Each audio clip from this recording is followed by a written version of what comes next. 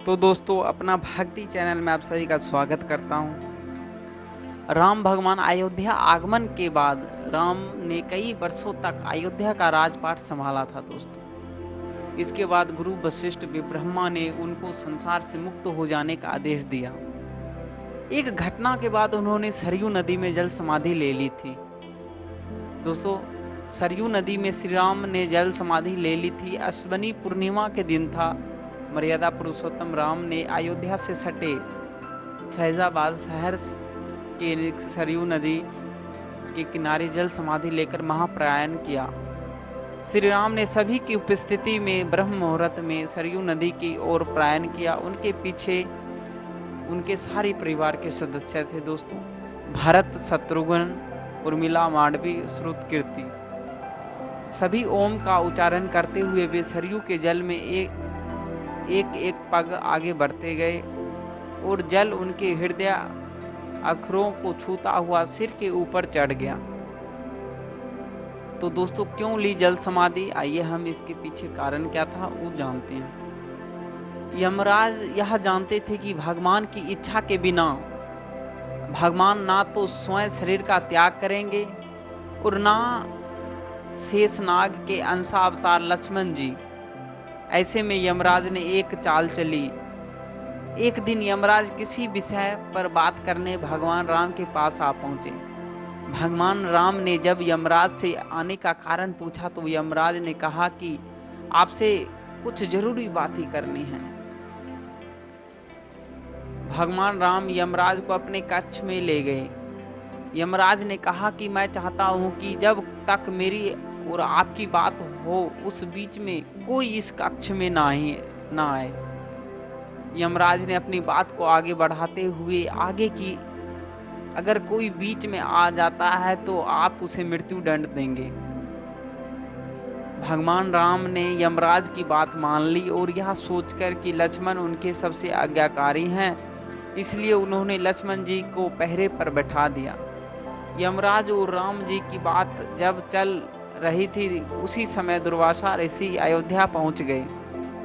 तो दोस्तों राम जी से तुरंत मिलने की इच्छा जताई।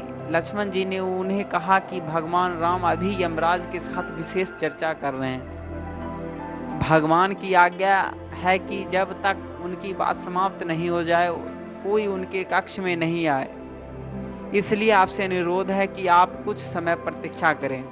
लक्ष्मण जी ने दुर्वासा ऋषि से कहा।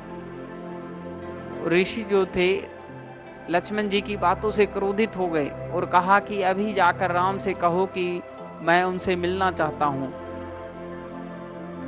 नहीं तो अन्यथा मैं पूरी अयोध्या को नष्ट होने का श्राप दे दूंगा।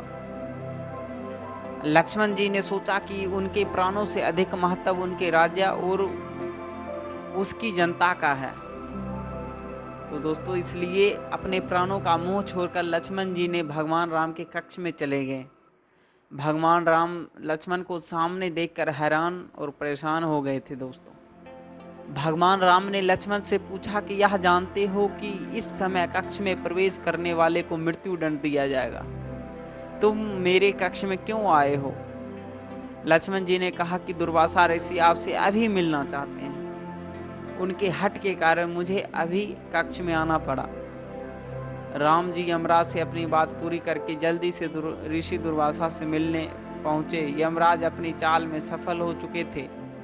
राम जी से यमराज ने कहा कि आप अपने वचन के अनुसार लक्ष्मण को मृत्यु दंड दीजिए। तो दोस्तों राम अपने वचन से मजबूर थे। राम जी सोच में थे कि अपने प्राणों से प्रिय भाई को कैसे मृत्यु दंड दिया जाए। राम जी अपने गुरु वशिष्ठ जी से इस विषय में बात की तो गुरु ने बताया कि अपनों का त्याग मृत्यु दंड के समान ही होता है, इसलिए आप लक्ष्मण को अपने से दूर कर दीजिए, यह उनके लिए मृत्यु दंड के बराबर ही सजा होगी। जब राम जी ने लक्ष्मण जी को अपने से दूर जाने के लिए कहा तो लक्ष्मण जी ने कहा कि आपसे दूर जाकर तो मैं यूं भी मर जाऊंगा, इसलिए अब मेरे लिए उचित है कि मैं आपके वचन की लाज रखूं। लक्ष्मण जी भगवान राम को प्रणाम करके राजमहल से चल पड़े। और सरयू नदी में जाकर जल समाधि ले ली। इस तरह राम लक्ष्मण दोनों ने अपने अपने वचनों और कर्तव्य का पालन किया था दोस्तों। इसलिए कहते हैं ना, रघुकुल रीति सदा चली आई, प्राण जाए पर वचन ना जाए। तो दोस्तों कैसा लगा हमें कमेंट में ज़रूर बताएं। राम राम।